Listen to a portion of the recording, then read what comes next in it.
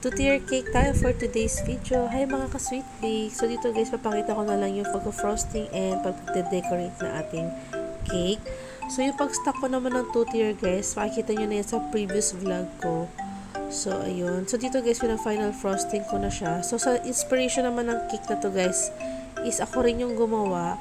So ayun, pinabago lang ng ating client yung color. So ganyang pagka-green lang yung gusto niya.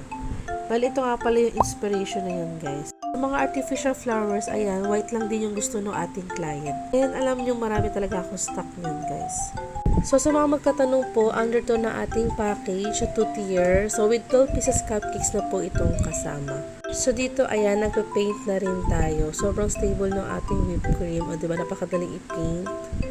So, ongoing pa rin yung ating promo for the month of March. So, ayan, konti slots na lang po yung natitira dyan. So, sa mga birthday ng March, humabol na kayo. And sa April naman, guys, matadagdagan yung ating mga packages na i-offer. And back to our cake, ayan guys, nilalagay na rin tayo ng ating goldenrod and mga dragées. So, para sa topper naman, guys, gold din yung ginamit ko since ang request na ating client is green, white, and gold. So, ayan, kami na rin yung nagkakat yan, guys. And ito na yung final look na ating two-tier debut cake. So, ayan. Thank you so much guys for watching and follow for more.